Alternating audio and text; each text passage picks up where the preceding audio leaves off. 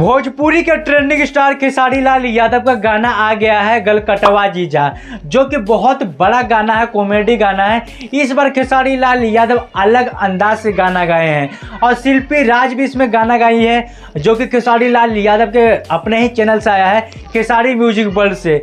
इस बार खेसारी लाल यादव का नया जो है राइटर है वो गाना लिख के दिए हैं, नंगेंद्र यादव गाना के लिख के दिए हैं, आशीष बाबू म्यूजिक बनाए हैं। इस बार खेसारी लाल यादव बहुत अच्छा मैटर पे गाना लाए हैं, वायरल कंटेंट पे लाए हैं। इस बार खेसारी लाल यादव जो कि पबजी वाला जो सीन चल रहा है, पबजी खेलवे, ये सारा भी कंटेंट इसमें लिया गया है।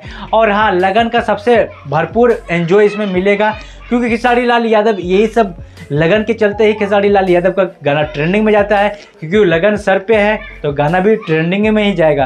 कमेंट करके जरूर राय बताइएगा, जाके देखिए खेसारी म्यूजिक वर्ल्ड से, हमें भी प्यार दुलार दीजिए। आप देख रहे हैं भोजपुरी बाज, हमें आपके प्यारे बिट्टू दिलदार।